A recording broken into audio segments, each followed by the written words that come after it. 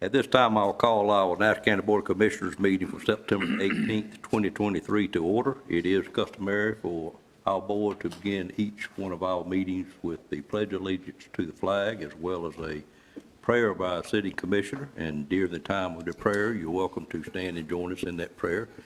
You're welcome to have your own prayer. Of course, you're welcome to have a moment of silence, whatever you have on your heart this morning or this afternoon. And at this time, I'd call on Commissioner Dan Combs for the invocation. Commissioner Combs. Pray with me.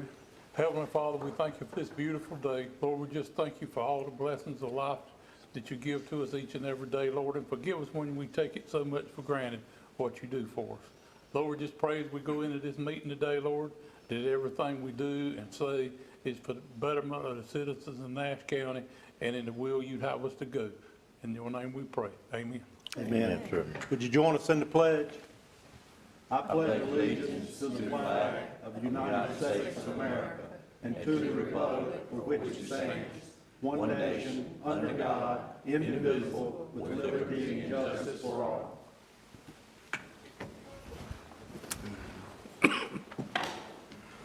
Thank you, Commissioners.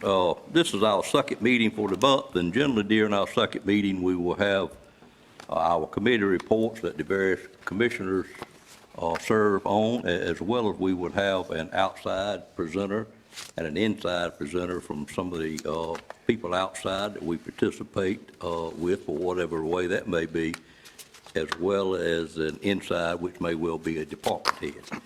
And at this time, we're on item 4, and I think this appears to be some items that were left over or brought forward from budget review this year back in May and June, and I'll turn it over to our county manager, Stacy Satchford, for opening up this part of it. Yes, sir, thank you. We have two presentations this morning, one from Dorothy Hinton with Communities and Schools, and the other one from Pamela Gould with STEP. And those were two organizations that provided an application for funding at budget time.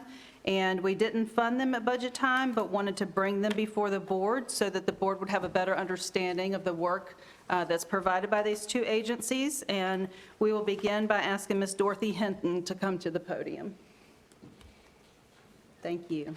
Good afternoon. Good morning. Good afternoon. Thank you so much for allowing me a few minutes to be here this afternoon. And then I do have a presentation, and when I'm done, I'll ask, I also have a board member here that will close us out, but I promise you I will not take too long. You're fine. So I am Dorothy Hinton, and I am the Executive Director for Communities and Schools Rocky Mount Region. When you take a look at the presentation, I started with a little bit of history for the Communities and Schools organization. So in 1987, that was when Communities and Schools of the Rocky Mount region began serving students in Nash County. Actually, it was in Rocky Mount. During that time, the districts had not merged, and so it was in Rocky Mount where the original programming began at Edwards Middle School and Parker Middle School. Within a couple of years, we also began supporting students in Nash County as an extension of our work as well. And so eventually our landscape expanded to include all of the middle and high schools in the Nash Rocky Mount school system at that time. In 2013, because we had not had any services being provided to elementary school students, our program was typically students in grades 7 through 12. Those were the students that we supported. But in 2013, our state office presented us with an opportunity to expand into an elementary school. And so we began working with D.S. Johnson Elementary School in 2013. And let me back up and say that Communities in Schools is not only a local organization, nonprofit, it's a statewide nonprofit as well as a national nonprofit. Bill Milliken is the founder for Communities in Schools at the national level. In 2015, the national office presented us with a scaling grant opportunity to expand our programming even more. And so we applied in partnership with our state office for that expansion. Now, the thing about the national office is they do provide grant opportunities. They also require a match.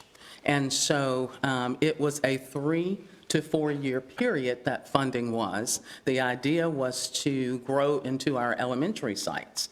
And so we were awarded that grant in 2016, and we expanded into 25 schools. At that time, it was the Nash Rocky Mount Public School System. 14 elementary schools, 6 middle schools, and 5 high schools, which are the 4 comprehensive high schools and Tar River Academy. Today, we have scaled back because of sustainability or the lack thereof, sustainability. So we're back to sort of our original footprint of serving students in the middle and high schools. This is our model. When you take a look at the CIS model, our support has always been around ABC plus P, A being attendance, B being behavior, C coursework, P is parental engagement or parental involvement. Since that time, our state office has adopted an additional model, and we follow this model now where we have cubed the C, and so we are also focused on career and college readiness for our students. And it is our goal that our students are successful once they graduate. We get them across the line to graduation, and then we're moving them into a different space. We're equipping them with other skills and other opportunities so that they continue to be successful. An overview of our programming, you will see the 7 sites where we currently serve and some of the interventions that we provide. So we were providing an opportunity to do some re-engagement, work with those students that were missing from the educational setting, and that proved to be quite successful for us. So we call those students not dropouts, but students that were at risk for not being successful. And we had a 2-year opportunity with that work as well. And over that 2-year opportunity in those 5 schools in Nash County Public Schools, we were able to get 130 students back into the educational setting and moving them towards graduation or across the finish line.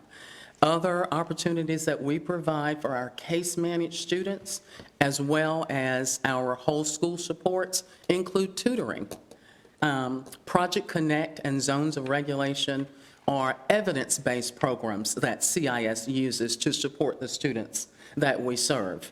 2 of the evidence-based programs, as well as developmental relationships, the developmental relationships framework, which is another evidence-based program that has been reworked for communities and schools.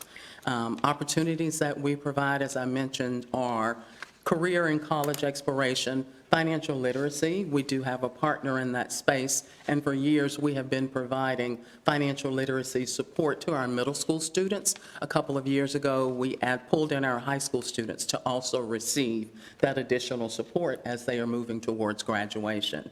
We do a STEMA retreat.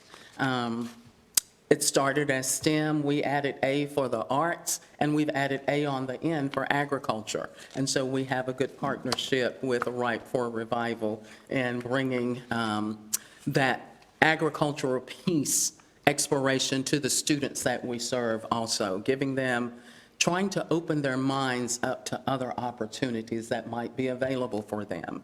And we also do lots of resources for our families and our students, whether it's a food pantry, whether it's we're providing toiletries and hygiene items, whether it's providing a career fair at the school level, and also opportunities for our youth to do resume building, building their interview skills, and working with the parents also to get them connected to employment.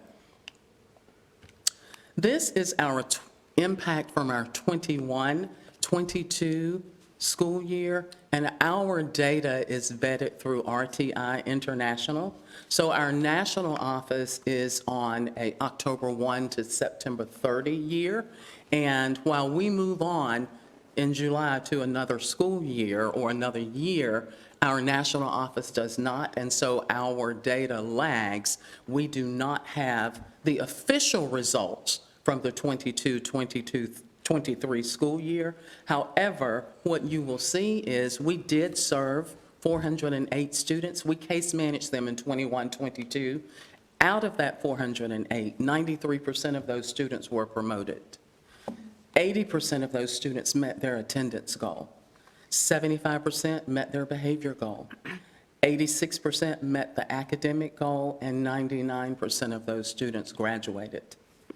With regards to whole school supports that were provided to all of the students at the schools where we have programming, there were over 5,400 students that received supports and resources. And we also were able to support 389 parents. At this time, I'm going to pause and ask Kevin Jones if he would come to the podium for a moment to give some remarks.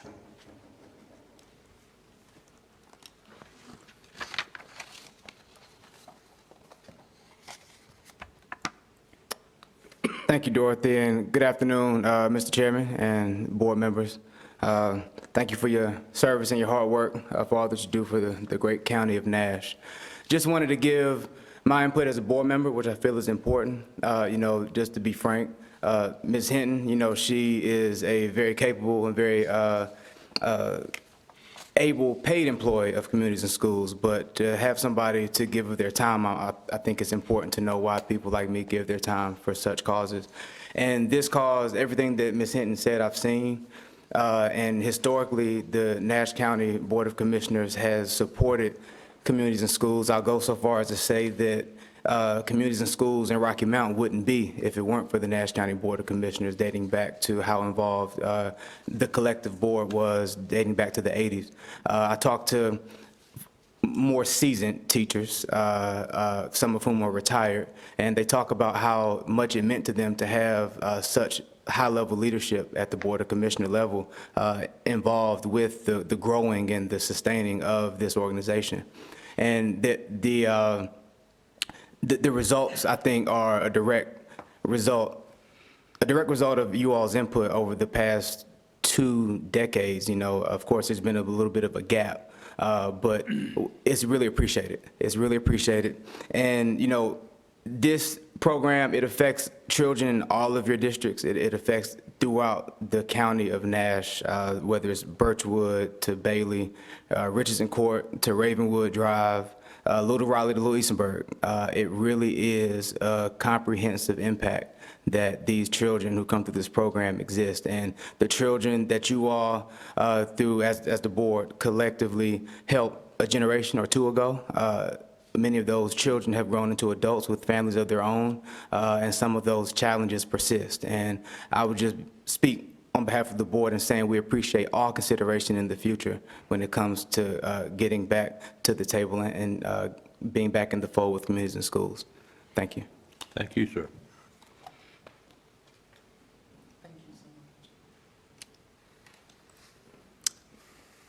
You will see my information, my contact information, and I'll pause to ask, does anyone have questions for me at this time?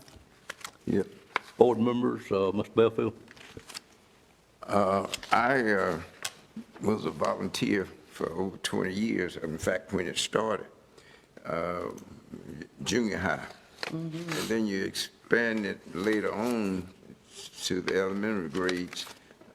Why did you cut back? Was it because of funding? It was, yes, sir. Because of sustainability, we did not have the funding. And so at that time, we grew from 9 sites to, as we saw on the slide, 25. And so being able to sustain that work was not something that our organization and our board were equipped to do at that time. It cost about $75,000 to $80,000 to fund one position in a school setting. That includes salaries, benefits, the student support at sites, and other materials that are needed to implement a program at a school site. So the school system for the teacher that's in charge of the program at that particular school don't put any funds into that? The school district does provide funding, and so actually they support us at about 50%. So whatever funding that communities and schools can garner, then they also support us at 50%. However, at that time, Mr. Belfield, going back to the time that you were speaking of, the original partnership with the school system and with communities and schools, the school district funded every position for many, many years. And so they were district employees. And the communities and schools role was just, the operation of the facility, having an ED in place and some part-time folks to support the work, but the actual site-based staff person was fully funded through the school district. And then in 2010, 11, around that time frame, there was a shift from the school system. They made some decisions that they could not continue to fully support the 7 or 8 or 10 positions that we had at that time in the school sites. I believe they had the money. I just don't understand why they would not, program is getting some good results. I know personally working in it.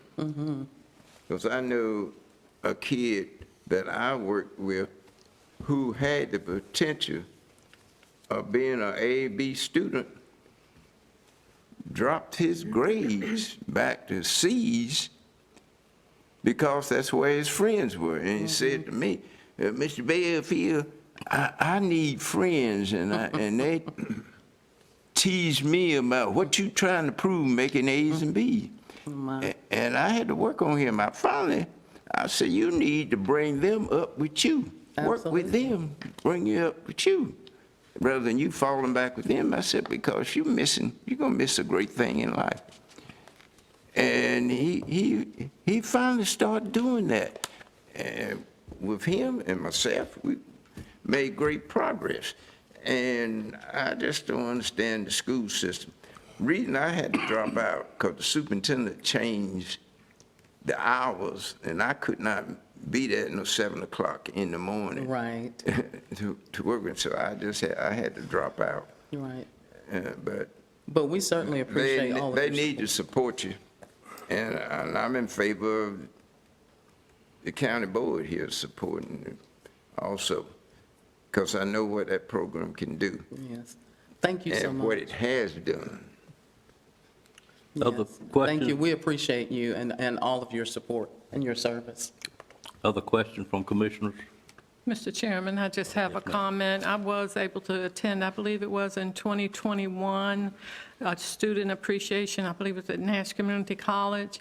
And so I got to see firsthand the students and how far they had come and how happy they were. And the parents and their family members just seemed relieved that they had made it that far. So Communities in School, I know, has been around a long time, ever since I remembered Sylvia Harris way back. And so you all should be commended for all you do, and because you never know. I mean, it takes a village, and if one child slips, that's one child gone through the cracks and may be in the system forever. So thank you for all you do.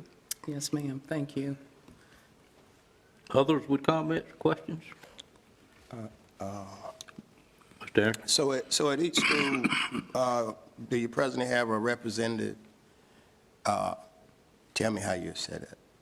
Yes, so the schools where we have programming, there is a site-based staff person called a student support specialist.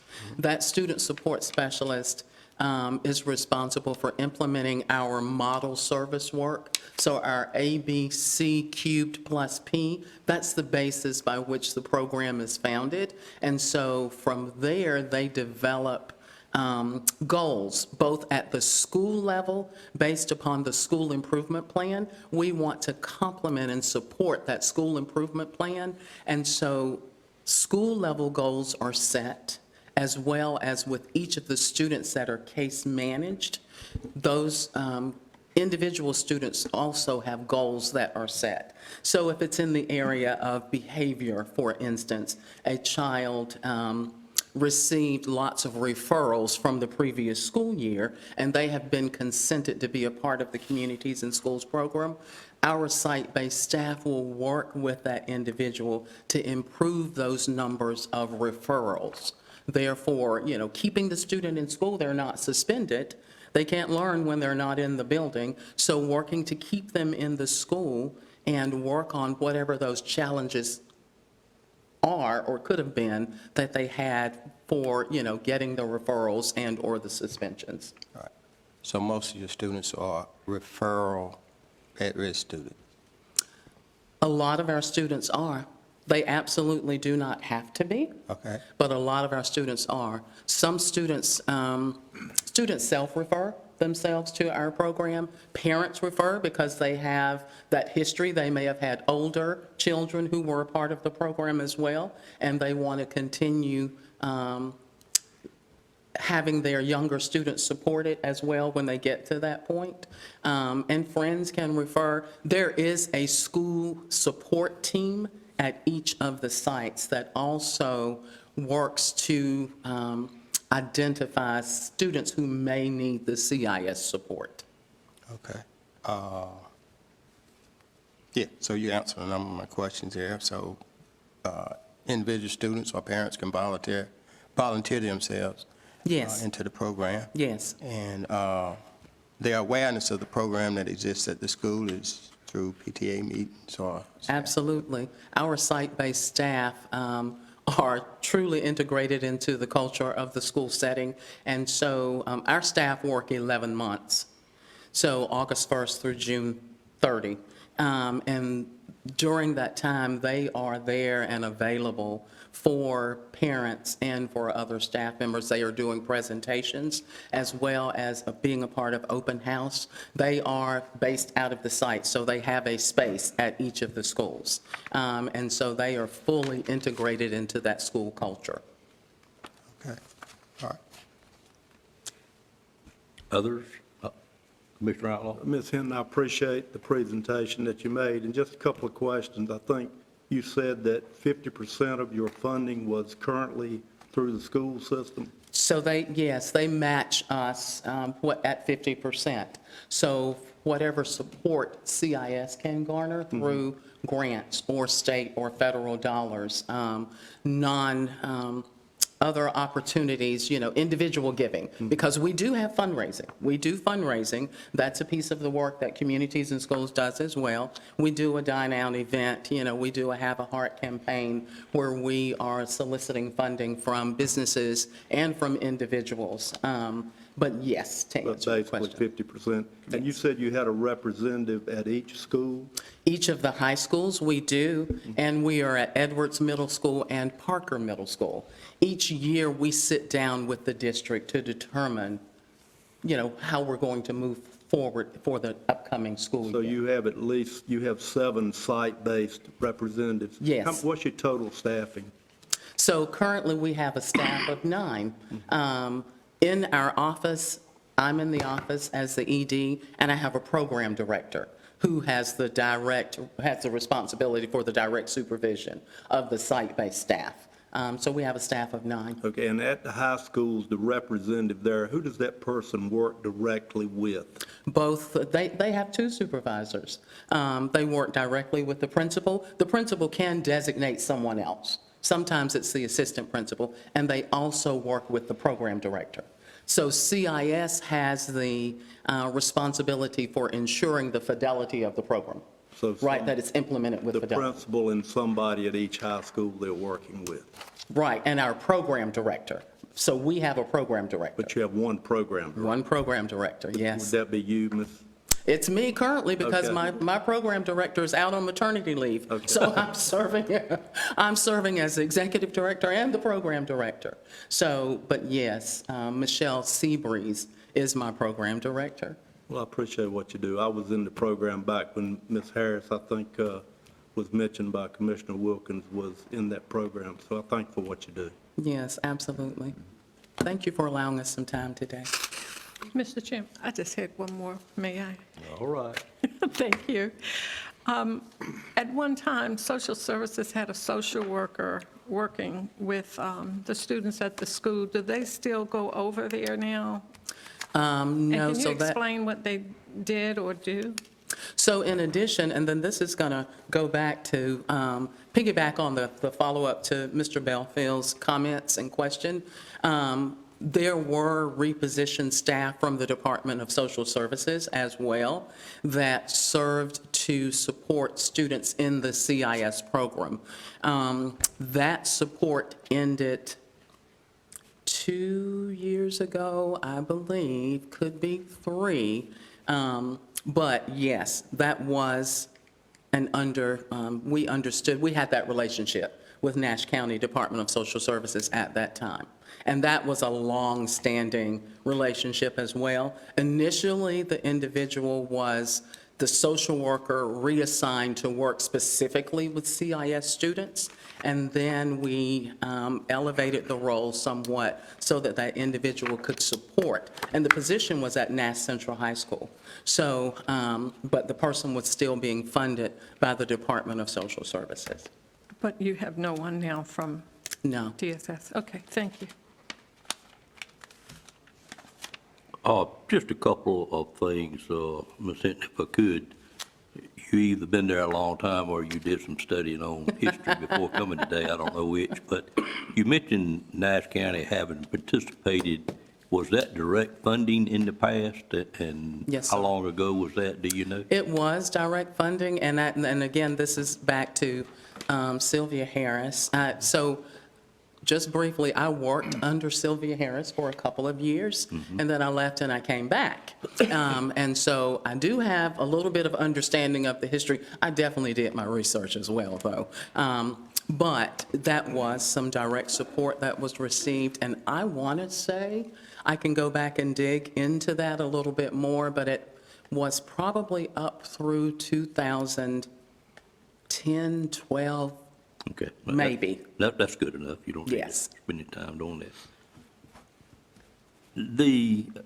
If I'm not mistaken, we still, and I'm getting my organizations confused, have some DSS people at the building on the Williford campus. What? There is one person, Carol Cook, yes, sir. Right. I don't know the name. Yeah, I think that is correct. Yep. And so the Williford Family Resource Center is an extension of Communities in Schools, and it's there, was placed there to provide resources specifically to that South Rocky Mount Williford family area. And so Carol Cook is the DSS individual who is there, yes. And Commissioner Wilkins mentioned 2 people, and so yes, Carol is still there at the Resource Center. Okay. And you have one in maybe Principal as well? Is it still there? At the resource. Resource Center? Is it still a resource center? It is still a resource center, yes, In sir. Principal? She is a former principal that the school system transitioned her into the director's role at the resource center. Okay. So she is a district employee.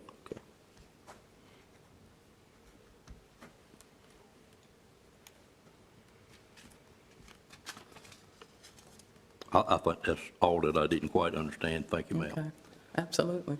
No other questions. We greatly appreciate you being here today. Mr. Jones as well. Good to see you, sir. Thank you.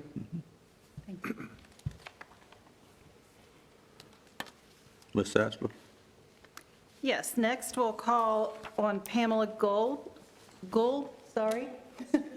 with the Strategic Twin Counties Education Partnership, known as STEP. Correct. Awesome, thank you. And I believe I saw several of you guys last week at the summit. Thank you for your attendance. I hope this is not going to be too much step overload for you in less than a week. But good afternoon, and thank you for having me to come and present today about the work of STEP. I have provided you, I believe, 3 artifacts at your desk: our impact report, an infographic that shows our work-based learning continuum, and then just a one-pager that we use for multipurpose. We are a cross-sector collaborative with the ultimate goal of building a strong talent pipeline for the mutual benefit of our employers and our employees. Simply put, we connect classrooms to careers, and that is local careers and local companies. We know today's students are tomorrow's employees. STEP connects the dots from cradle to career, creating, supporting, and expanding efforts that ensure students are exposed to and fully prepared for our 21st century jobs that are in our region. Our hashtag Work Here initiative develops career awareness, seamless pathways to industry-recognized credentials, work-based learning opportunities and experiences, and employer and education partnerships. STEP was also selected as one of the 15 My Future NC local education attainment collaboratives in the state, known as LEACs, and we're leading the work in Nash and Edgecombe counties. Our steering committee created our vision to strengthen and increase the educational attainment in our counties by an additional 9% by 2030. Those of you that heard Cecilia Holden speak last week to that. So we know we have to have a stretch goal, and our stretch goal is a combined 9%. Focusing on educational equity and inclusion. Our 3 established objectives in that area with our vision and data is to better align our CTE pathways with current research-based labor market findings. We want to increase FAFSA completion by 21% over the next 3 years. We know there's a direct correlation between FAFSA completion and then those who actually receive credentials post-secondary. And then we want to do what we can to ensure third-grade students in the Twin Counties are reading at grade level. So we serve as the backbone organization to a steering committee, a community team, and some working groups charged with the call of action deep into our neighborhoods, our faith-based, and our business sectors. While we are quite proud of our partnerships and accomplishments, there remains opportunities for growth always, right? So fortunately, we have built our momentum back since the COVID slump. And as you can see, reflected in last year's impact report, our initiatives impacted over 9,000 students, K through 12. This year's report, currently being produced, will reflect another year impacting thousands of students and educators again. Also, we're sharing our work-based learning continuum, and that encompasses all of our signature events. On the front is the graphic, but on the back explains what they are. But those experiences are for career awareness, exploration, preparation, career seeking, and career placement. We know providing many touch points throughout a student's educational journey increases the probability of cultivating and keeping our talent local. We can't just be a one shot and one hit. We currently are laser focused on the far end of that continuum, providing more hands-on job experiences, including paid internships, pre-apprenticeships, and apprenticeships. In the last 3 years, less than 150 students have completed a paid work experience, excluding healthcare, because that's part of their clinical placement, of course. But that's out of a possible 5,000 or more eligible students. It is a time-tested method with a proven track record for producing strong results for our employers and workers. STEP has one part-time work-based learning liaison. who not only connects the schools to employers willing to hire interns and apprentices, but she actually supports those employers with navigating that process and accessing funds through Apprenticeship NC, a state program. The need's great. Our hope is not only to increase Ms. Perry to a full-time, but also we would like to add additional liaisons to designated employer sectors. We believe a better educated, better prepared student is the key to economic prosperity and upward mobility in the great county of Nash and to our entire region. So your support is greatly appreciated. And if you have any questions, I'll be glad to answer them to the best of my ability. Board members, questions? Comments? Just a couple of things. Thank you for being here. Yes. Appreciate very much the presentation. Back when I served on the STEP board, which has been many years ago, the pharmaceutical company was involved with the STEP board. Is that still the case? So I That didn't is see their the name case. in the. They actually have a seat on our board. It's not reflective in this particular artifacts because they've just joined. So we have partners that provided different funding. So we have partners that provide hours and volunteer work, and then we have some partners that provide project-specific and not general operating. They provide project-specific. So Pfizer provides the funding for our elementary Brick City Engineer Challenge, which is a huge event, over 350 elementary students that design and code in a regional competition here in Nash County at Nash Community College. Okay, but And they fund they are all still of that. involved. Purchase the robots, the books, the whole 9 yards. Do you have, do any internship with Pfizer or Cummins? Or, I know Cummins and Pfizer were very Sure. big in it when I was. Yeah, exactly. And Ms. Perry just started, she just started in the spring. And so, of course, we look to our closest partners that provide us financial support to help pay back those, so they're the first that we look at. We currently do not, but that's not that we won't, because like I said, she just got started in April. What is the staffing for STEP? So I'm the full-time person. Okay. We have a full-time grant position that's open right now, and that's to, that position is specifically for the literacy project, the Lean into Literacy, to really help support literacy programs that are already going on in the county. And then we have 3 part-time, very part-time. One's like administrative help. She's only 10 hours a week. So And you then I got have yourself a grant person that you don't actually No have on grant board person. yet, and 3 part-time? Okay. Exactly. And then we live our truth. So we have 2 student interns. I have a student intern from Wesleyan, and then I have an intern from Edgecombe Early College. That work with the STEP board. They do. They take care of the stuff we don't have time for, websites and social media. Yeah.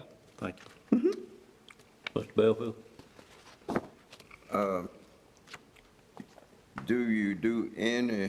Do you have connection rather with the school system? Where maybe some of those kids who think they may not go to college, but want to develop a skill, so when they graduate from high school, they can. That is who we serve. Yes, sir. Absolutely. So we are partnered with both public school systems, both public charter schools, the 2 community colleges, and North Carolina Wesleyan. They are our educational partners. Yes, sir. So we work with all of those. I know before she passed, Mary Wells was talking with me quite a bit about STEP, that she was on that board. Yes, she was a great supporter of ours. Yes, sir.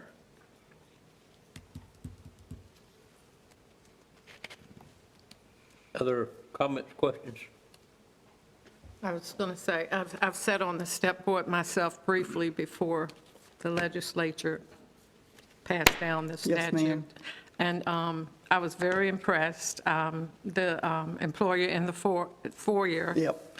I thought that was right on time. Yes, And, ma'am. And that was a call from our employers saying, can you do something? And if they ask us, then we're going to try to answer the call for our employers, absolutely. Yeah, and the teachers going to the various employers to see to find the need and go back and translate that to the students as Absolutely. well, because so many don't go to a 4-year college anymore, or even a 2-year. And so we need to catch them right out of high school, but thank you. Our belief and push is like, we would really love to see every high school student graduate with 2 credentials. A high school diploma being one, and another credential being second. That's right. It's in demand now. Absolutely. Thank you. Thank you. Other comments? Pam, thank you for being here today. And thank you, sir. Thank you all. Great presentation. We'll move to item number 6. I think the next 2 are inside presenters for the second meeting in September.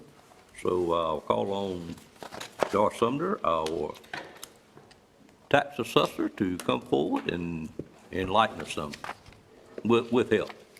With help. Good afternoon. At this time, I would, agenda item is to present the schedule of values for 2024. As you all know, our current revaluation is coming to an end at the end of this year, and we are to be ready and have our new schedules ready for January 1, 2024. And that is the reason we're here today, to present you the new schedule of values. I think we've left one at each of your spots. And I'd just like to make just a couple of comments on that. And I do have Gary Piner and Associates here today to help with the schedule of values and to go over a few items in there for you. So the main thing I want to just emphasize is the purpose of this manual is to describe the methodology and procedures for appraising all Nash County real estate at market value and present use value as of the effective date of January 1, 2024. This includes all land and/or improvements of all types. It is a comprehensive arrangement of tables, base rates, and ranges used not only for establishing the values as of the effective date, but will remain in effect for the subsequent years to be used in valuing any new construction and land developments until the next countywide reevaluation. The processes contained in this manual are utilized within the county's computer-assisted mass appraisal software and are in compliance with the mass appraisal techniques outlined in North Carolina general statutes. So what the schedule for this, what you have before you, will be effective January 1, 2024, and it'll remain until the next 8-year cycle. As you all remember, we were moved, our reevaluation was accelerated due to our sales ratio and falling below the 85% threshold that the state requires. So that is what brings us here today. And I will have Mr. Piner, if he will come up, or today I have Mr. Piner with us, Gene Roundtree, Jim Red, and Eddie McCoy, our real estate supervisor appraisers here as well. So, One question before you leave. I know to go into effect January 24. Will that be in the bills we get in September of 24? that will be in the bills that you Reflected. receive September 2024. Okay, thank you. Yes, Thank you, ma'am. thank you.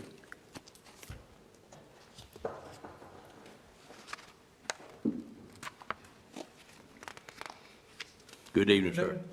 Mr. Chairman, members of the board, this manual is 270-some pages long, so I just want to hit the highlights of it.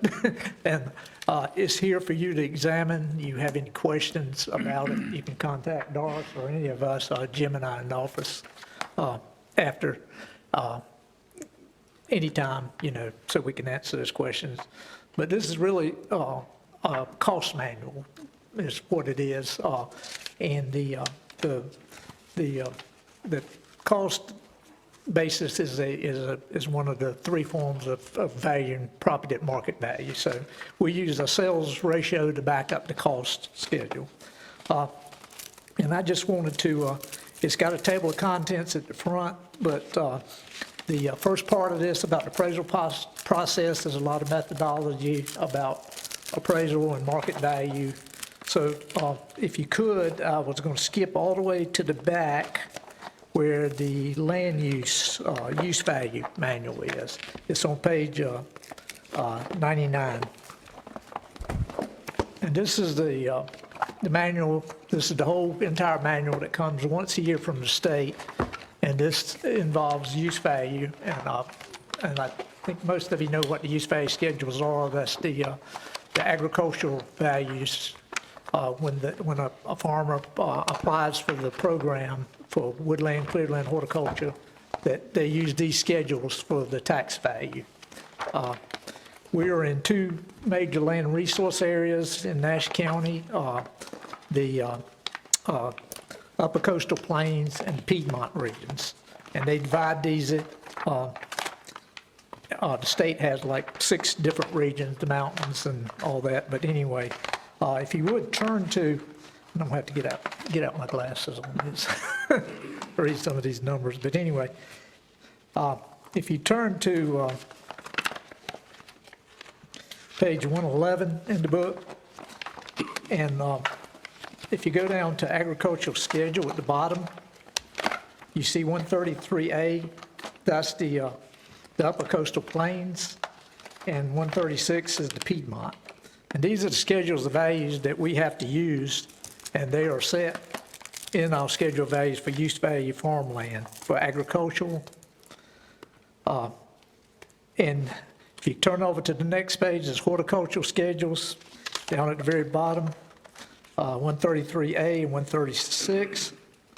And those are the schedules for the horticultural, that's per acre values. And then the last one is forest lands. And let me go back a little bit. And they have like, in agriculture, they got 3 classes. And horticulture's got 3 classes.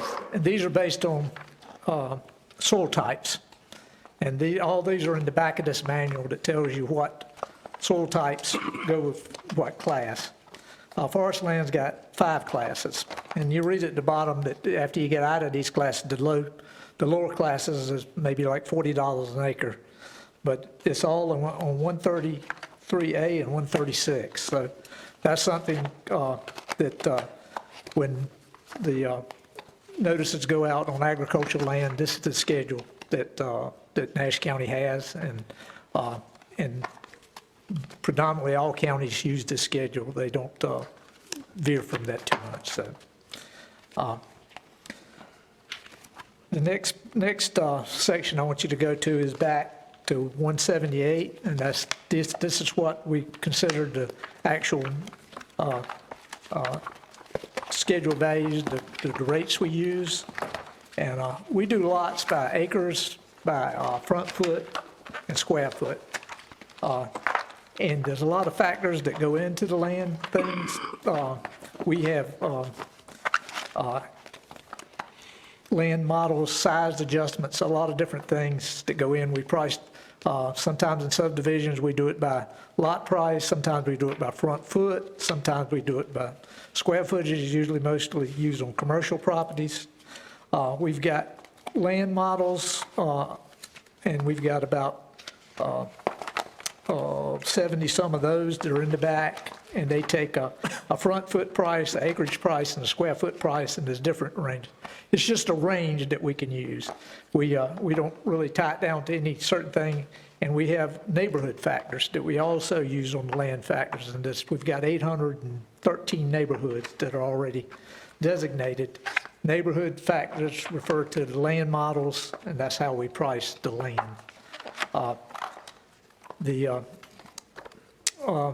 The next thing I wanted you to look at real quick is page 229, and this is the residential cost models.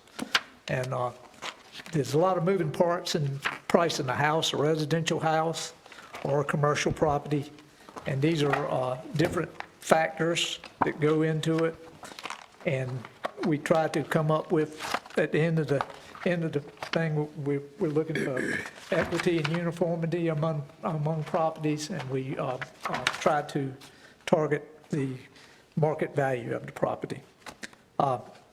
The next section is 245, which is what we call outbuildings.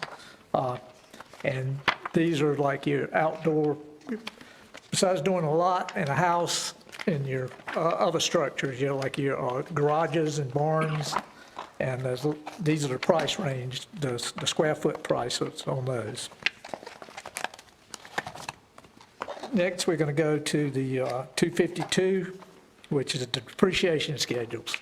For a standard average house with 60-year life, we usually it's about 1% a year for depreciations, and we've got different categories for the residential houses, different classes, excellent, very good, average. And then the depreciation, we also have depreciation schedule for outbuildings and extra features, and that's usually about 3% a year. And we have a separate depreciation for commercial property on 262.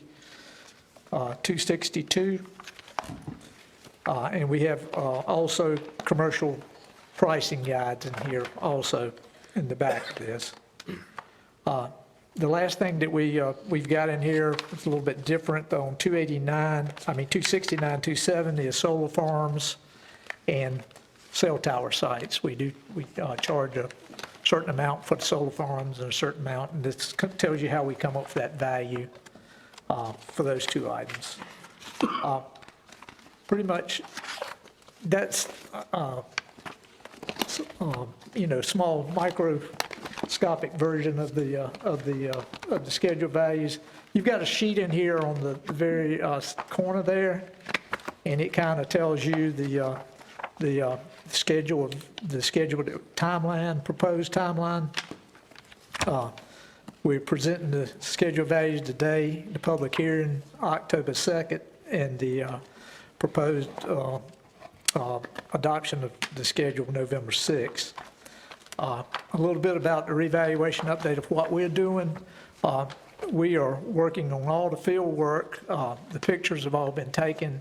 We're doing the desktop reviews now, and fortunately for Nash County, it's not just me and Jim doing them.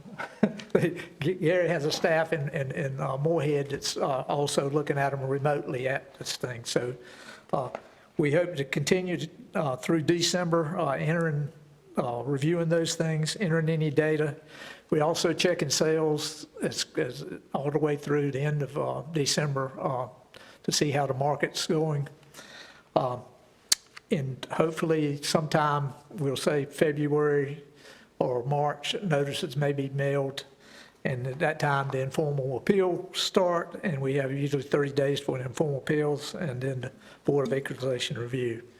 Now, before that time, we would go over some of the things that you'll probably will go on after we send notices out, the questions you're probably going to get and how we're going to handle the appeals. So if there's any questions or that you might have, I know that's a quick overview, but so you have these schedules to study or look at, and we'll be glad to answer any questions, either this meeting or the next meeting, when the public hearing is, so. Questions of Mr. Roundtree at this time?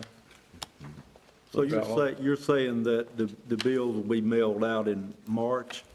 Is that what you're thinking with the new values? We're hoping to get it as soon as, what we usually like to do is of course, we do all the, we do a lot of checking on the final checks and stuff. And when we get that finished, and we'll send the notices out. You're estimating March, somewhere in that Yeah. time frame. In a revaluation year, the Board of E&R can meet can extend that, that timeframe that's usually set up between April and May. Okay. I've been in counties where they've done it in October, but, you know, that's the kind of extreme, but anyway. Thank you. And that's the schedule, proposed new schedule, Mr. Outlaw, not the bill itself. Right. Yeah, yeah. Every time. Yeah, send out notices, and that just gives the valuation notice. That starts the process of Right. appeals. Other questions, Mr. Roundtree? Gene, would you mind opening back up to 229? Okay.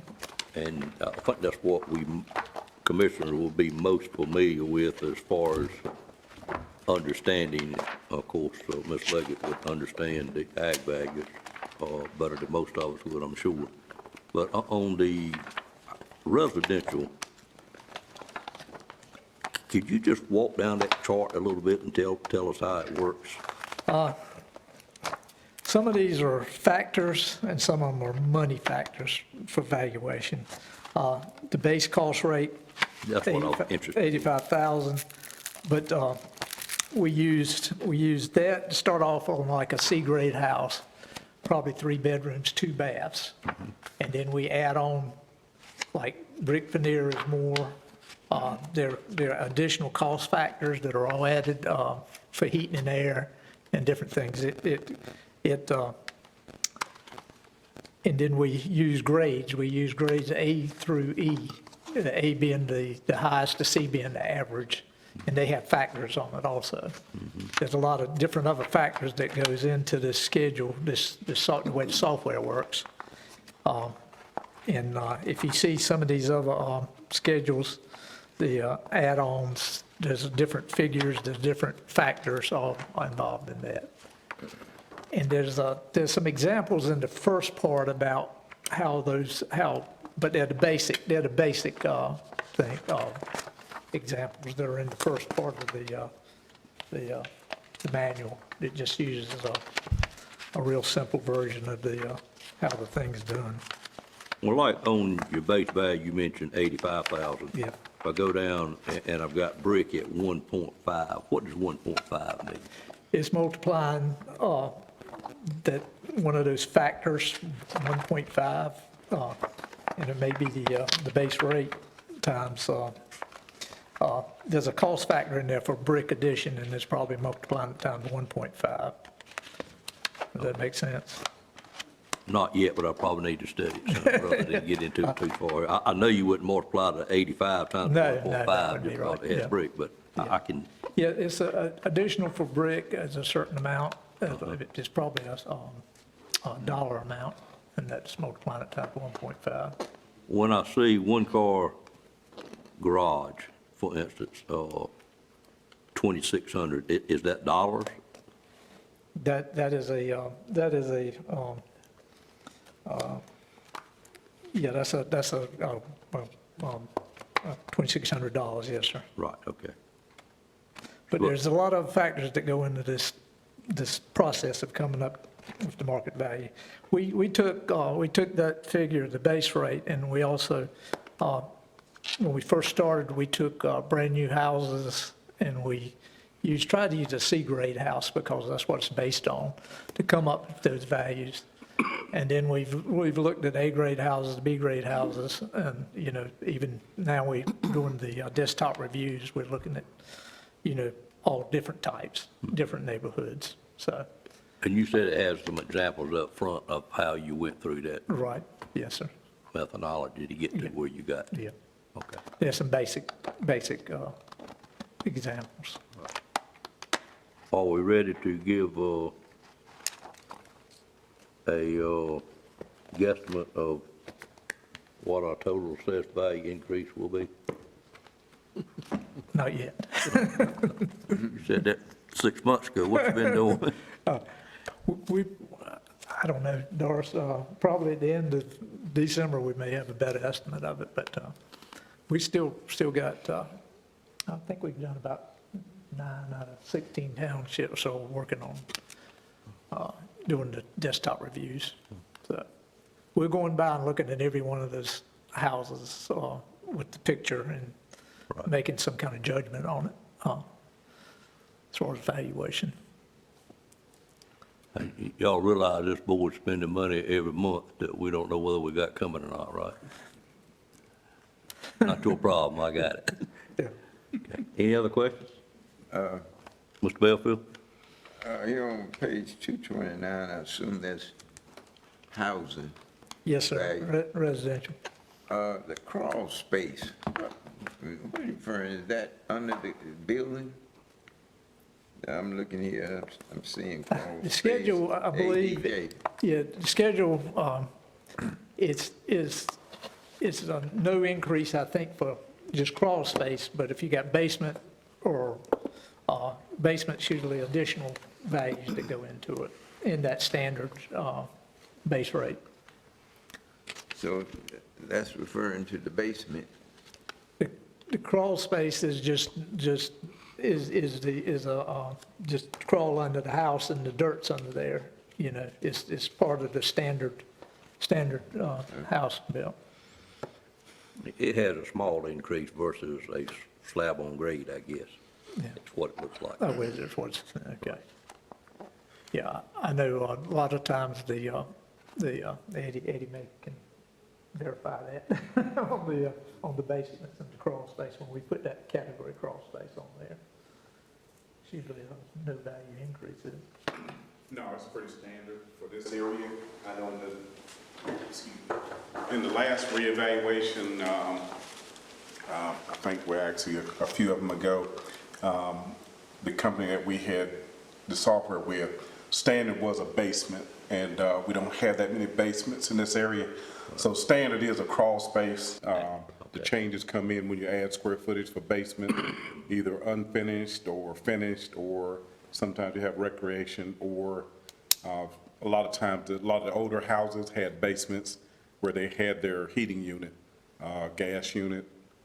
They had the actual unit there in the basement area, which is more like a utility. But you also have slabs, which slabs are being used more and more now. But the crawl space for most areas is the most typical type of area for your foundation is a crawl space for access, mainly just for access for your plumbing, Sure. electrical, and so on. Anything else? And looking at your schedule, October the 2nd, we will have the public hearing for the schedule of values. That's what. Yes, sir. I needed to ask, because your agenda item says information only, we actually do need the board to approve the schedule of values as submitted today and to set the public hearing for the schedule of values on October the 2nd and adoption of the schedule of values at the November 6th meeting. The tax administrator will advise the date and time of the public hearing and announce that the schedule of values is now available for public inspection in the tax office. That's where I was headed to. Okay. Thank you. Thank you. All right. Doris, just before you leave, let's make sure we don't have any questions when I call for a motion to approve the schedule of values. Were you going to say anything else? Yes, the tax Okay. office is requesting that the board set the public hearing on the schedule of values for October the 2nd, and then adoption at the November 6th meeting. Just want to make sure I had that correct. So do we approve anything about the schedule of values today? No, Approve as submitted? we do not approve anything today. Okay. Today, we just need to have you set the public hearing so that I can start advertising. And did we approve it after the Yes, sir. public hearing? Yes, sir. We good? Ms. Yes. Sadler? Okay. All right, I'd entertain a motion to set the public hearing for the schedule of values for October the 2nd at our regular scheduled meeting, which would begin at 9 o'clock. If I could get that motion. So moved. Moved by Commissioner Outlaw, seconded by Second.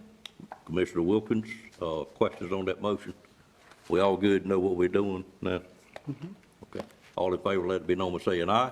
Aye. Any opposed by a like sign? Motion carries, ma'am. It will be scheduled for that date. Okay. And I guess I'll do the adoption at the next meeting. I'll schedule that on our next agenda meeting for the adoption. Oh, you driving this bus, is that what we do? Yes, sir. Okay, okay. All right. Okay. Thank you. Thank you. Thank you, gentlemen. All right, our second in-house presentation today is item number 7, which is a follow-up on EMS presentation to the board from August the 15th, and I'll call on Tony Cameron this time to make this presentation. Good afternoon. Good afternoon.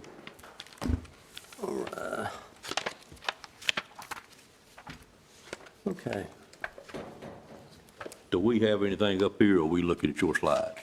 You should be looking at my slides only. Okay, okay. Yes, sir.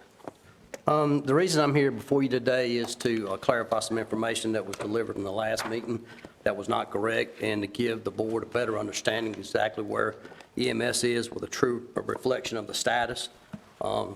These errors are highlighted in this PowerPoint, and it's our goal as we move forward is to capture better data to present to you. So I want to make sure that you get the right information every single time and receive a true reflection of what EMS is doing and how they're doing out in the field and what they need.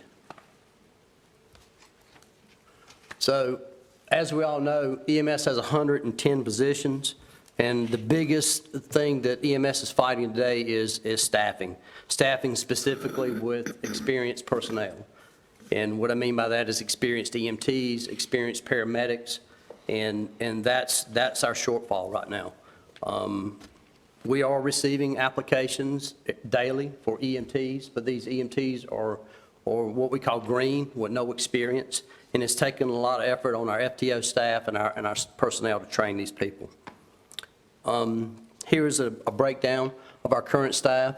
Admin staff, we have 1, EMTs 37, advanced EMTs 16, paramedics 49.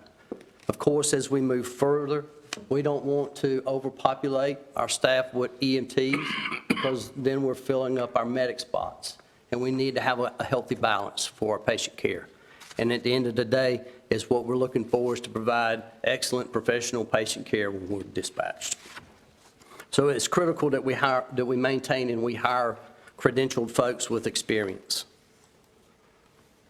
Here's a further breakdown of our current staffing and training. You can see there are 4 members in advanced EMT, 9 members in our paramedic class, and there's a detailed breakdown of our field training program and how many folks do we have in that program. What's critical with this particular slide is that we have 13 people that's in training in advanced certification programs that are currently employed with our agency. And it's essential that we maintain those people as they finish these programs. We're looking at December for most of them graduating as late as March. So that's a big, big deal with our folks. Here's another tracking mechanism that we put in place in our office. We're now tracking our sheet, and this is a live document. Yes, sir. Do you do okay with us asking questions as you go? Yes, sir. Okay, would you Yes, back up a slide then? Yes, sir. And if it interrupts you, we can do it the other way and do it at the Oh, end. no, sir, that's fine. Let me just, I can't quite see. Right there, sir? Yeah, any questions right there? Are these EMS only, or is this all emergency services, including your dispatchers? This is only EMS folks. Thank you. Back up one more time, Tony. Yes, sir. 7 vacant positions. That's correct, as of this morning. What are they? How you break them down? All right, vacant positions, they're paramedics, EMTs, or advanced. So I can't give you an accurate count of what's on the books right now. I can tell you that we can hire 7 paramedics today. So how those positions are exactly labeled in our personnel, whether they're work against positions or EMT positions, they're EMT or higher. Does that make sense, Mr. Cohen? They're not admin, they're not admin staff, they're field positions on trucks. Okay. Let me ask you another question right here. How many EMS truck, I assume there's supposed to be a paramedic for every one of them. Yes, sir. That's Do our we goal. have paramedics for every truck? Not all the time, no, sir. We do not. We have QRVs that respond at times. Our goal is to have a paramedic on every single truck. Well, can you tell, I mean, look at those numbers, 37, 16, and then 49. Yes, sir. What makes that, what you just described, work? What would the numbers look like? I'd have to get back with you on it, Mr. Chairman, to get you an exact answer. 'Cause I do mean, know just that looking we're, at the numbers, it looks like it should work, but I know nothing about what you do, understand? yes, sir. I'm surprised at the number of paramedics that you have versus what I thought we would see. Those paramedics include everybody from our director all the way down. So that's our entire staff, our admin folks. So there's 6, or let's see, that's Scott and our ops chief, our training officer, our battalion chief for support services, so 6 off the top of my head that are in that 49 right there for paramedics. So how many paramedics are supposed to be on trucks? There's 1 paramedic at least on a truck when we have a paramedic truck. So how many positions would that make us have to have 1 paramedic on every truck, every shift? How many would we How have many to have? paramedics do we need? I'd have to get back with you on that answer. I can't tell you right off the top of my head to make it work every single time. And right now, you got to consider, you have members on vacation, you have sick leave, you have people on long-term disability. There's a lot of factors in these numbers right here. This is just the total number of 110 positions and each credential below that. What did you just mean with Mr. Combs' previous question? This does not include administrative people? It does include. It does. It does include. So this is every single position with EMS. Those 49 positions, the admin positions are the director, which is not typically assigned to a truck, the battalion chief of support services, which is not typically assigned to a truck, our ops chief, which is not typically assigned to a truck. Their roles are to supervise and lead the staff as they go on calls. Not saying they cannot be on a truck, but those numbers are inclusive of that. Okay. My point being, if we're short, paramedics that are at admin, they don't help that truck a bit unless they get on a truck. Yes, I sir. think that's the most important place that we can have our paramedics is on a truck. Yes, sir. If we have a call, and that's what I'm hearing too much of, that we don't have a paramedic to go on a serious call. Yes, sir. I agree. And our director has been on a truck here recently. So we do utilize our folks in the field. So you're saying you're 6 or 7 paramedics short. Would that man every truck with a paramedic? No, sir. Again, I would really like to come back with some data, some information to give you a specific number. Do I? Backing me in a corner here. How many stations do you have? How many stations? We have 10 stations. And do all of those stations have 1 truck operating, or do some have multiple trucks operating? Some have multiple. So we have 20 trucks total. So if it was 1 truck per station with 10 stations and 4 shifts, we would need 40 paramedics at least to have a paramedic on each truck on each shift. And nobody off. Those numbers With are nobody off, with nobody on vacation, a perfect scenario, but I know, then we have multiple trucks. And Right. then we have all the other factors, yeah. right. The only thing I see that does surprise me is the ratio that you currently have, I thought would be in more distress than what I see it here, but I don't know what it takes to make it work anyway. Yes, sir.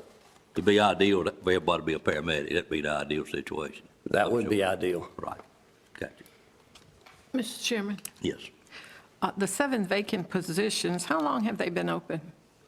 They're constantly rotating. Right now, I have 7 people in the process, in hiring process right now, and they it might be 6 tomorrow, it might be 5 tomorrow, it might be 8. So that number is constantly evolving, which was the reason we created the live data or the live tracking sheet, so everyone could see it live. So you do have prospective employees that could fill that position those positions possibly? Yes. Okay. Not paramedics, EMTs only. Okay. inexperienced EMTs. My point being about the paramedics is we got, you need to let us know what we as a board need to do to man these paramedic positions. Because I just, to me, it's scary that you send out green EMTs with no paramedic and a man's having a heart attack. I mean, I think if that's our shortcoming, we need to fix it. And I see it as all of us, but we got to do something. We can't continue to have the shortages we have. Well, what my staff's telling me, we're on the edge of paramedics. We need paramedics, and we need experienced staff hired is what we need. To give you a specific number of how many people that we need to hire today, I can't tell you that. I need more information from my staff to give you that detailed number. But I can tell you, we do need experienced people. What's taxing our staff and our FTOs is we're training these new EMTs, and it's taking their focus and it's draining them. And they need help. They need experienced people to come in and help them. And that's the challenge that we're seeing right now, and you'll see it further in the slide. Are we having a problem hiring paramedics? Yes, sir, absolutely. Are they just not there? They're not in the workforce, or I think are they a paramedic they're is- gone somewhere else? I think a paramedic is just that position that's sought out by many, many agencies and many, many private groups, and quite honestly, paying more money. And they're doing better for the families, is what I've been told. Well, we look at that, but you got a 6% vacancy rate. I'm hearing upwards of 25, 30% in other areas, and I'm sure the ratio of paramedics are the same. So I think 6% compared to the market looks pretty well for what you and your team have done since we went to the increased number of shifts. The last I saw at Wake County, it was like 34%, but that's been a few months ago. Vacancy rate, I don't know what those sheets, what those positions were, but it was pretty darn high. Right. And I hadn't seen a 6% anywhere, but that's what you got here. Yep. But if they're wrong people, understand that's an issue too. Yeah, the Go ahead. untrained folks is our challenge. Right. Okay. Now, you can change your mind about us interrupting if you want to No, finish. you're fine. Okay. I apologize for my voice. I've got allergies that are killing me. I think I was here, and I was detailing the tracking sheets that we have in place. And part of this process is all three of these documents are live documents. So the supervisors are going in, and they're tracking what they do as much as they can on a daily basis for personnel tracking, hiring tracking sheet, and a station tracking log. This is the specific data that was not correct in our last meeting. This is what I was reporting on. And this was specifically off by 25 shutdowns per station, 25 shutdowns from the period of January to July. This is the actual, and what we did, we broke it down a little bit further for the first 12 hours, the second 12 hours, the full 24 hours, and the total shutdowns. So this is a true reflection of what is actually going on from January to July, the current date. And the big picture behind this is when these stations are shut down, this is when trucks are not in place or in those places to respond to calls. And as you can see with your respective counties and respective districts, I'll give you a moment to absorb that.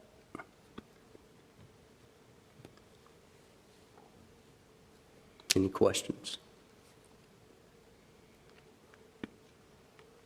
Again, this is 25 more stations based on what the last report out was, to a total of 80 shutdown stations. And this is a reflection of availability of personnel to put in trucks, specifically paramedics and experienced personnel. Again, this remained, May and June remained our most challenging months, and increased in July. And again, I contribute that increase to our DCs and our BCs, which are our district chiefs and our battalion chiefs, and of really designating what truck goes where at the particular calls. So that really kept our response times in line and moving on to our call volumes, they were not totally on point as well. There were 1,478 calls as opposed to 12,032 calls. Now, this data is captured in many different ways and in many different systems. We have 2 different systems that we capture this data, and so I can see how those numbers can be skewed.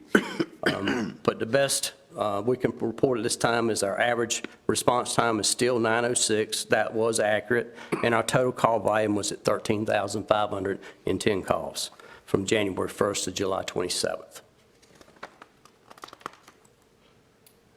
This is just a recap on 22's calls. And that number, the call volumes were skewed as well. And the total call volume at that point was 13,505. You back up one chart, please. Yes, sir.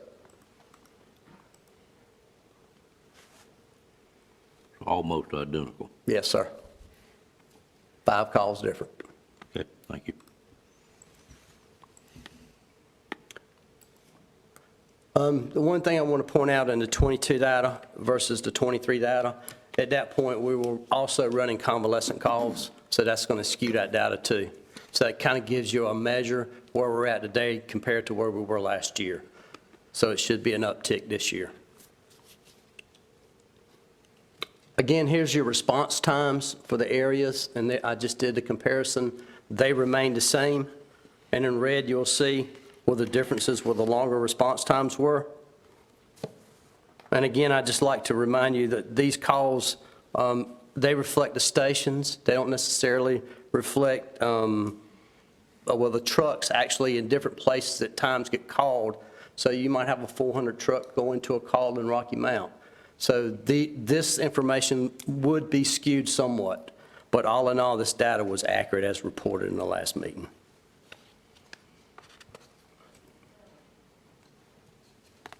All right. So the critical issues that I really want to address, over the last month, I took some time and I spent some time with our staff, and I wanted to listen to their stories and to really tell me how EMS could be better, and basically send me things that you need. And what I heard was 4 things. I heard salaries, I heard accountability, I heard morale, and I heard performance. And these are the critical things that I think we need to address with EMS. Would you say those again, please? Salaries, accountability. What does that mean? Accountability, some feel that individuals are not being held accountable for their actions. Okay. That's what I thought it meant. I just want to make sure. Morale and performance. So going out, speaking to my staff, I took the opportunity to visit them during the Con Ed session. And what I heard was overwhelming.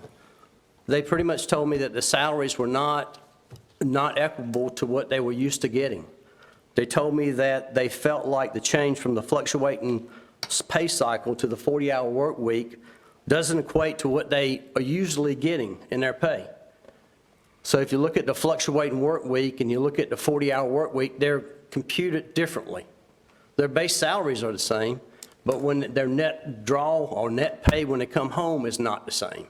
So the stories that I got from all of our staff are saying they're getting $800 to $1,000 less in pay, simply because of how their base salary is computed at the end of the day from the 40-hour work week. That was a message that was sent loudly and clearly from all of our staff of EMS. Is that an annual number? Sir? That 1,000, is that an annual number? That's a monthly salary net number is what they were reporting to me. So for instance, when we compute overtime for our EMS now, we compute overtime for everything over 40 hours. Fluctuating work week was very different then. So when they got their 1 hour work in a cycle, they would still get their standard pay, but their overtime was computed differently. And I do not have the expertise to tell you how that's done. I was here for a limited time during that cycle. The message I was told and the message I received was their pay is not the same. And I think it's important that I bring that before you and this board to let you know that information. I I have spoke with finance. The base pay is the same. The base pay is relevant to what we had been paying our EMTs and medics, but at the end of the day, the net pay is not coming out right for our personnel. Is any questions? Well, that seems bizarre to me, and of course, that's not a board issue. You say you bring it to the board, but that's a staff issue that they need to Yes, sir. determine if it's factual or not, Yes, sir. because we can't do that. Yes, sir. You're saying they're making the same thing, but the take-home pay is $1,000 a month less. I say that their base salaries are the same, but at the end of the day, their overtime is computed differently. Therefore, their net is differently. So they're not making as much overtime in this current pay cycle. And that was a different way of paying, from fluctuating work week to the 40-hour work week. So you say they're working less, therefore they're not getting paid as much. Yep. I get you. I understand what you're saying. Okay. Mr. Cameron, aside from the shift change and what that may or may not have done to pay, how are we competitively paying in this market compared to, we're competing with the hospital, we're competing with Edgecombe, Wilson, Johnston, other counties around us for qualified paramedics and employees. How do we compare? We're behind. We are behind in pay compared to Wilson County. We're behind in pay compared to Johnson County. The private corporations, we're behind in, they have different mechanisms in place where they reward their employees for experience, and they're getting paid more money. Our medics are leaving. So that's where we stand today. I feel like it's critical that we are able to retire and retrain the paramedics, and I'd like to kind of get some kind of handle on how far behind we are and what it's going to take to make us competitive in pay and benefits. Okay. Well, actually, that was my next slide. Right. I wanted to develop some type of pay structure to present to the manager to consider that can be comparable. I believe some type of program could be put in place comparing like agencies from EMS organizations. I know some places we're not going to be able to compare with, but I think that we can put together something to attract experienced paramedics, because that's where we're going to suffer. We're going to suffer where we don't have our paramedics on a truck. We need professionals on a truck. We need people that are not green on the truck.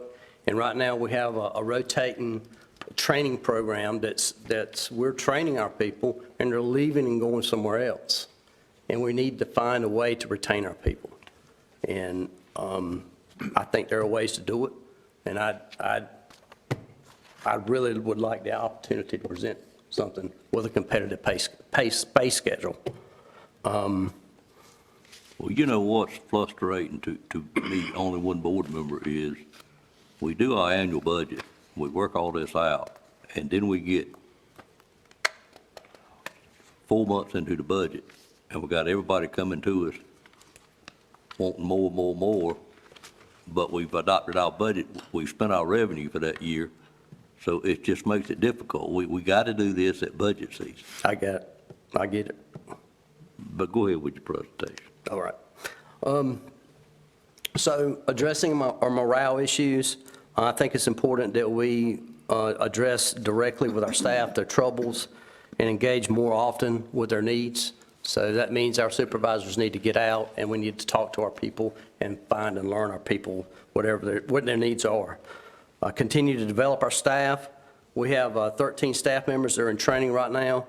And what I mean by that, those 13 members are in training to get advanced certificates to either advanced EMTs or paramedics. And they will graduate in December or March. And we really need to focus on retaining those people and keeping them here at Nash EMS. They have opportunities. Any one of them can leave today and become a paramedic in Johnston and Wake or wherever they want to. That's just a fact. People need paramedics. How about Wilson? How do we compare with counties our size? We're behind at Wilson as well. It's my understanding, meeting with the director in Wilson, they have a mechanism in place where all county employees get experience percentages increases. So that puts us behind.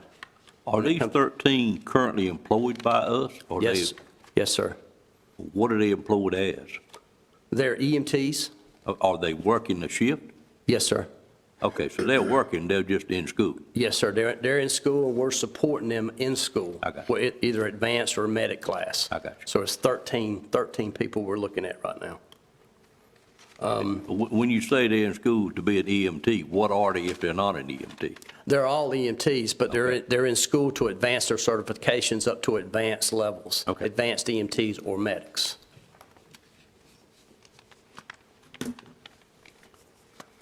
And I think, we're overloading our training officers. We're putting a tremendous responsibility on developing our team with our training officers. So we need to be mindful not to hire so many EMTs and put so much on our training officers to get burnt out, because at the end of the day, our care, our patient care is what's important. And that's what we need to focus on. With that, again, our resource is our human resource is our most valuable resource. We need to focus on that, I think. And I think now at this time I'll take any questions, additional questions. Okay. Other questions from commissioners at this time? You mentioned, I thought you were going to a slide that showed something about comparing other counties. I didn't bring that Okay, at that's this point. fine, that's fine. I just wanted to give the board a better understanding. Again, I went to all the shifts. I spoke to every one of our folks. I put all the DCs in one room. I put all the BCs in one room. I spoke to our director, and this is the overwhelming message I got from our people. And I wanted you to have that information directly from me. Okay, thank you, sir. Just a comment, these paramedics are our critical care employees. They are looking after the people in the county that they have to administer to. And I think we need to evaluate what we're doing. And I think if we're not competitive, we need to be competitive. We need to get good paramedics, and we need to be able to keep them. And if we don't, it's our fault. Yes. Thank you, Mr. Cameron. Thanks, sir. Thank you. Next item on the agenda is Nash County Pet Connection Center change order, and I'll call on Mr. Boone at this time. Thank you, Mr. Chairman. The item I have for the board today is the final amending change order on the Nash County Pet Connection Center project. You recall I've been before the board on a number of occasions on this particular project, presenting change orders, and this is one of the few times that I get to revel in an opportunity to present a change order to the board that has a negative number attached to it. So what you will see is, again, the final amending change order with R&L Builders, Dawson Contracting Services, which assists us with the contract administration on the project, has prepared the change order and amends the total contract amount from $2,518,022.69, reduces that contract amount $18,930 for amended contract amount of $2,499,092.69. As you can see, those two items encompass some allowances we had in the contract that we did not use, and some items that were billed erroneously during the course of the project that we're getting credited for here at the end. So I'm asking the board to approve the final amending change order and authorize the county manager to sign that on behalf of the county. And then once we've done that and we've received all the closeout documents that the county is due, we will process the final payment request on this project. That said, I'll be glad to answer any questions you may have. Any questions of Mr. Boone on this item? If not, I entertain a motion to approve the final change order. So moved. Moved by Commissioner Belfield and Commissioner Outlaw. I'll take one as the motion, one as the second. Be the second. Okay, sir. Any questions on that motion? All in favor of the motion, let it be known by saying aye. Aye. Any opposed by a like sign? Motion carries, sir. Thank you, sir. Thank you for your hard work on this, as well as all the rest of them involved in it. And you have item number 9. Proceed, sir. Yes, sir. Next item I have for you is a recommendation of award. You may recall, with the funds that the county received through ARPA, the county set aside a portion of those funds for use on utility-related projects, specifically water and sewer-related projects. One of those projects included developing some groundwater supply wells to provide water in the Central Nash Water Sewer District. As you are aware, the water we currently use to serve those customers is purchased from the city of Rocky Mount through a wholesale contract. And there were several groundwater wells that were evaluated during discussion on the Sanderson Farms project, and we have revisited that project, and we're now prepared to proceed into the third phase of redrilling wells and pulling water quality samples so that we hopefully can proceed forward with the project to again develop an alternate water supply to hopefully minimize the amount of water that we purchase from the city of Rocky Mount. So this project was advertised. We actually had to advertise the project twice because of the number of responses that we received. But you can see we're recommending moving forward with McCall Brothers. McCall actually assisted the county with some work during phase 1 of Northern Nash. But again, they would come out, re-drill these wells, pull the water quality samples, run the tests that would be required by the Department of Environmental Quality in order to move forward this project. And the contract recommendation is to award these services in the amount of $146,800 to McCall Brothers for this work. We're glad to answer any questions you may have about that. Any questions of Mr. Boone on that? Seeing none, I entertain a motion for approval. So moved. Moved by Commissioner Arrington, is there a second? Second. Second by Commissioner Combs. Questions on that motion? How many wells was it on the Sanderson Farm site? There were five wells, and we are focusing our efforts on 4 of those wells, primarily on the west side of the property. Okay. All in favor of the motion, let it be known by saying aye. Aye. Any opposed by a like sign? Motion carries as well, sir. Thank you. You don't have anything else water-related wise yet? That'll be our next meeting. Intend to bring forward a recommendation award on contract 3 for the Northern Ash Water Sewer Project at the meeting in October. October, okay. All right, we'll go ahead with item number 10, which is public safety. All right, final item I have for you is a memorandum of agreement with the North Carolina Department of Public Safety. As you're aware, we've been working with the Division of Emergency Management. Our emergency management team has been working very closely with them since the tornado that we experienced back on July 19th. This memorandum of agreement provides for funds that will assist the county with debris removal and disposal at the Nash County landfill. And as you can see, the amount to be provided for that work is $100,000. I'm asking the board to approve that memorandum of agreement and authorize the county manager to sign the agreement on behalf of the county. And this is for the work in the unincorporated portion of Nash County. This is separate from the work that was undertaken within the town limits of Dorchester. Any questions on this item? Motion for approval? So moved. For the matter to decide it. Have a motion by Commissioner Leggett. Is there a second? Second. Second by Commissioner Wilkins. Questions on that motion? All in favor of the motion, let it be known by saying aye. Aye. Any opposed by a like sign? Motion carries as well. Thank you, Thank you, sir. sir. Item 11 is the board committees or special reports. I'll turn it over to Vice Chairman Wayne Outlaw. Thank you, Mr. Chairman. We'll start with District 1, Commissioner Arrington. Okay, District 1,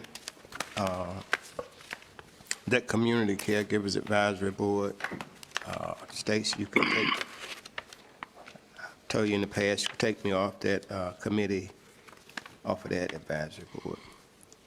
The Juvenile Prevention Council, continue to attend those meetings. There's nothing, I think, special, extra to report, other than we're basically meeting every month and going over the data that the different members present to us as far as their resources are trying to prevent juvenile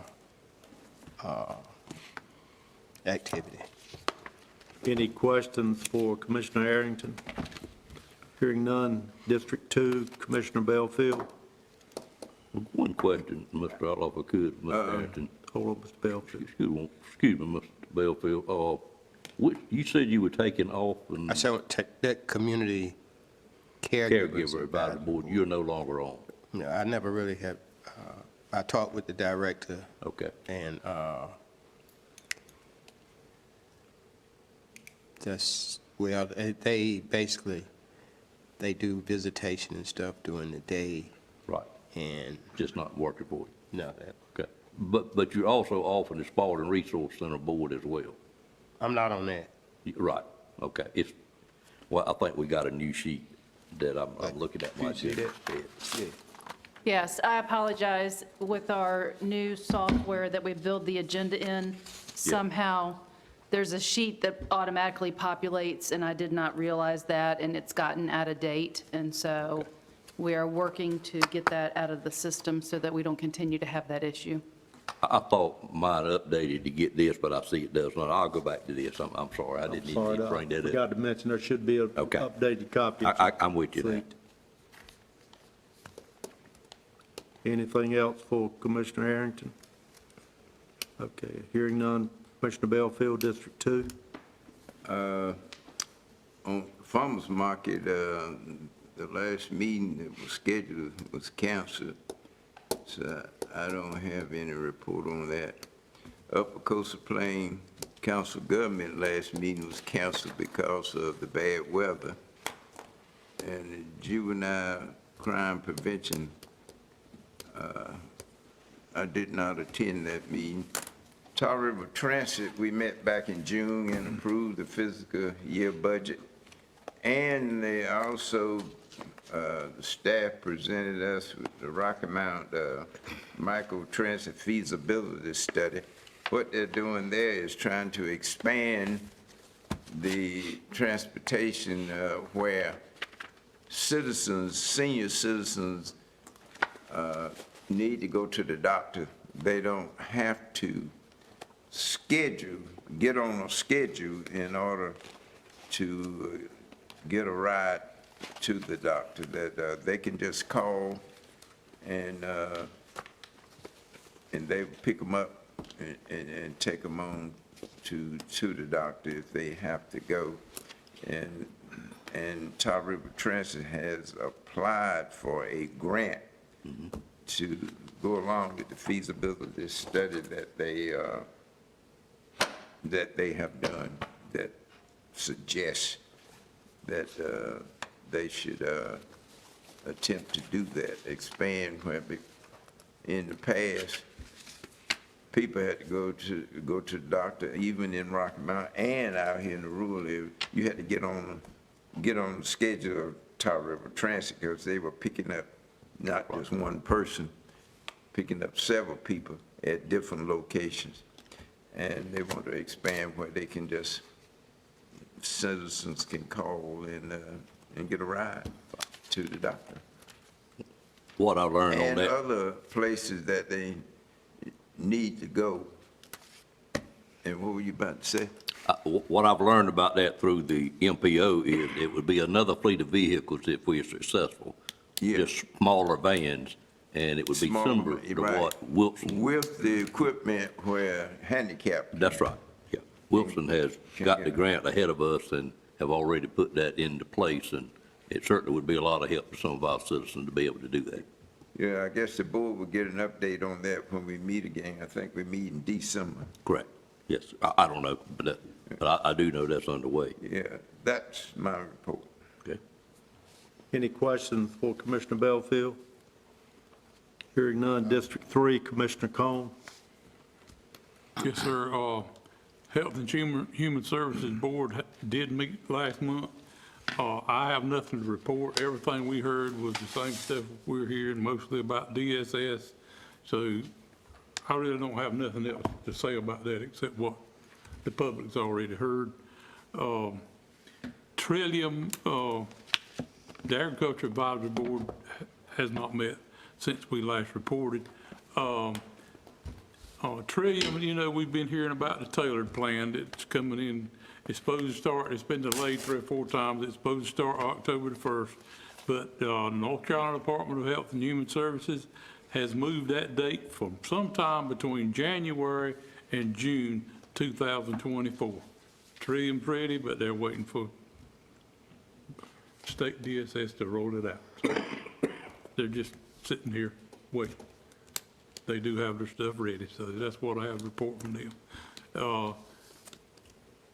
That's all I've got to report on. Any questions for Commissioner Cone?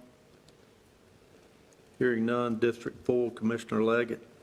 All right, first I'd like to report on UNC Nash Healthcare Board activities. I provided each member a detailed copy of that report, but I'll report on some of the highlights as well. Most notably, this past July, UNC Health at Nash received a 4-star rating from CMS, putting Nash among the top performing hospitals in the country. Also, over the past year, UNC Nash received a Leapfrog Grade A score for the 4th year in a row. So it's quite an accomplishment. Also, the UNC Nash Foundation is working to support population health in our area through their community paramedic program and through the patient assistant program. Just recently, they launched a new program that works with patients struggling with substance abuse that come in through their emergency department by connecting those individuals with peer support specialists. Those peer support specialists help the patients by serving as advocates while they navigate through the healthcare system. Also, Nash continually recruits for doctors to bring qualified doctors to our area. In your report are the names of several doctors that have recently been hired or are coming here within the next couple of months. This includes 2 doctors in cardiology, 2 in cancer care, 1 doctor in ear, nose, and throat specialty, 1 doctor to be located at the Middlesex Clinic for internal medicine and pediatrics, and then also a new doctor in general surgery. To complete my report, the Natural Resources Resilience Committee has not met, but is expected to meet by the end of this year, and the Farmers Market Advisory Committee has not met either. That's my report. Any questions for Commissioner Leggett? One question on your written report under facilities, the Nash Board of Commissioners. I'm assuming that's the Nash General Hospital Board of Commissioners. The hospital's board is called Board of Commissioners as well. Yes, sir. Right. That is the UNC Nash Health Board of Commissioners. UNC Nash, okay. I just didn't remember us doing anything there. I got it. Thank you. Okay, District 5, I have 3 committees that I serve on. First is the RPO. Nothing really significant to report from the RPO. I did have a discussion with DOT regarding the roundabouts on Eastern Avenue, and Chairman, I believe that that area would be in the MPO. Correct. Yes, sir. So I believe in the discussions we had before this project ever got started, there was discussion about lighting of these roundabouts. Indeed, it was discussed. And there's some concern that that was not in the contract, but I just would pass that to you then as a member of the MPO I've already followed up with DOT, but I think it's critical that they have lighting at these roundabouts. Yeah, and I'm certain we were informed when we asked and talked about the other ones coming in We were definitely told later. there would be lighting at these roundabouts. I'm very surprised. The only issue we had at the one roundabout at the college when it was initially put in was lighting. So I'll wait to hear back from the DOT, and maybe you can have some influence with the MPO on that. Okay. For the Nash Community College Board of Trustees, at our last meeting, James Mercer was elected chairman. Russell Proctor was elected vice chairman.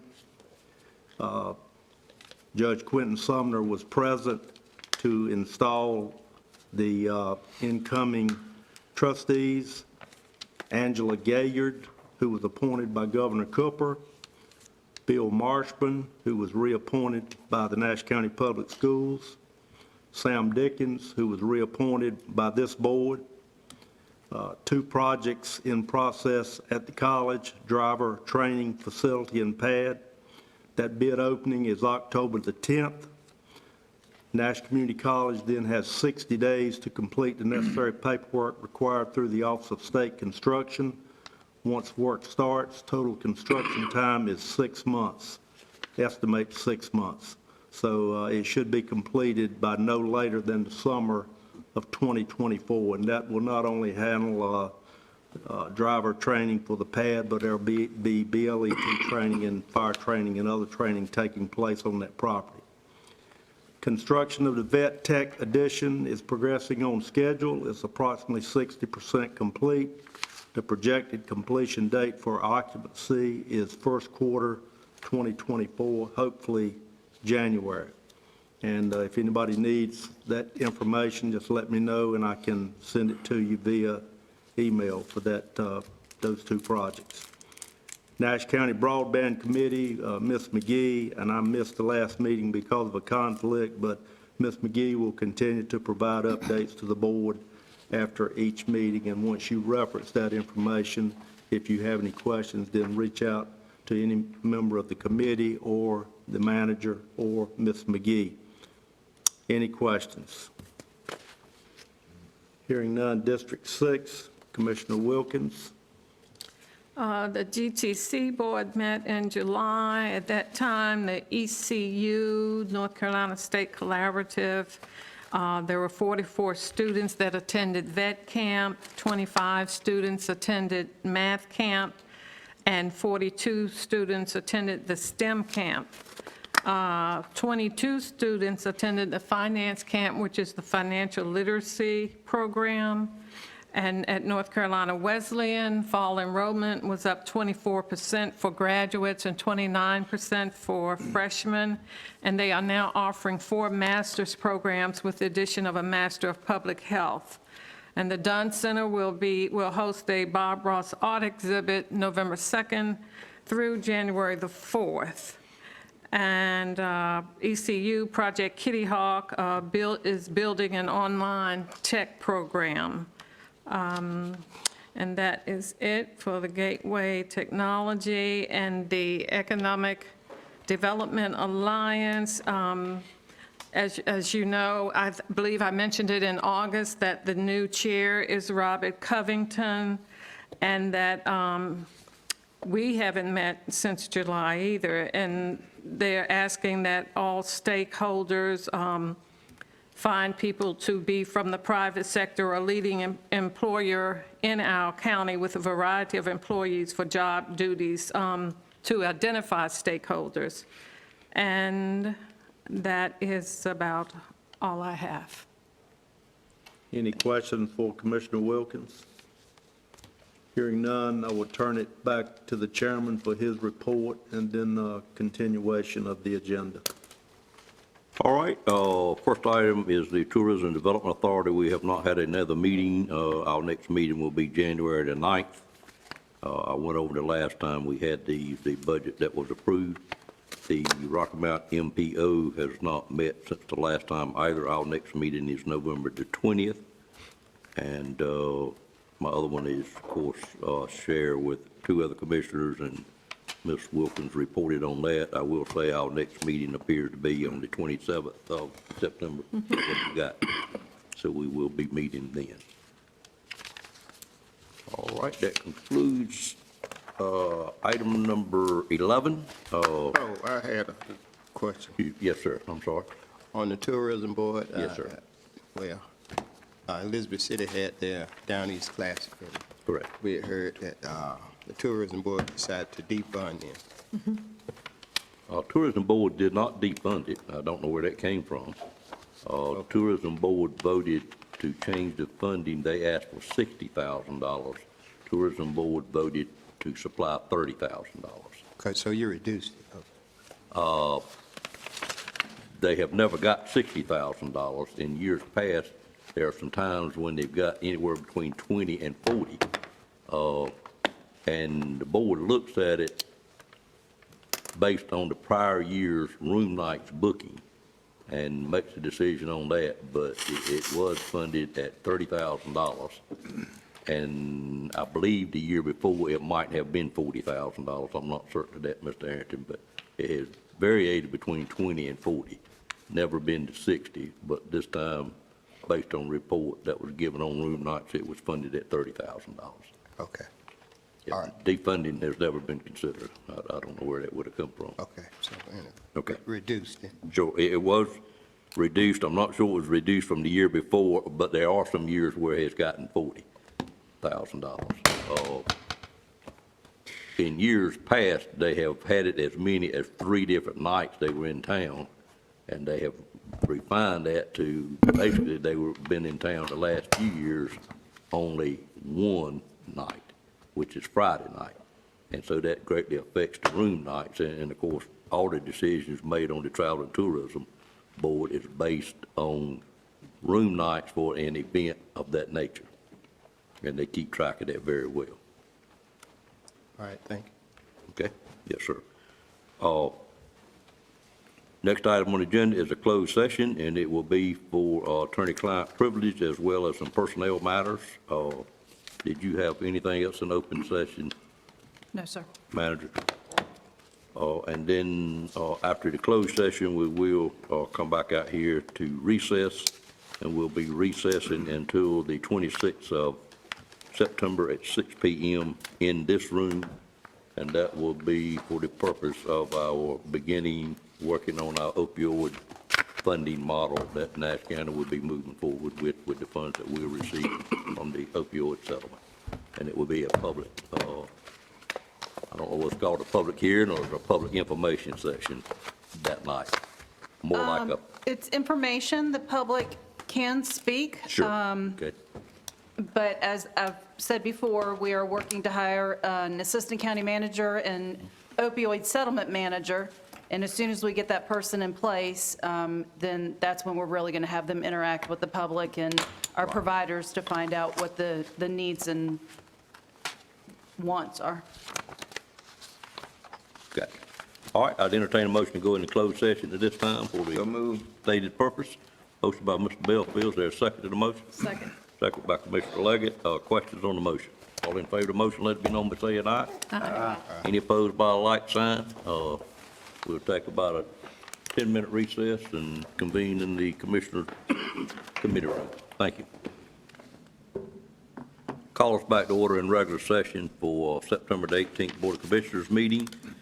We did have a closed session on personnel items only. There was no action taken in closed session that needed to be voted on in open session. Therefore, it is time to recess the meeting, and we will recess this meeting to Tuesday, December 26th at 6 p.m., and we will reconvene in the Commissioner's room here in the Nash County Administration Building. Entertain a motion to close the meeting at this time. So moved. Moved by Commissioner Leggett, second by Commissioner Wilkins. Questions on the motion? All in favor of the motion, let it be known by saying aye. Aye. Any opposed by a like sign? Meeting is recessed. Thank y'all.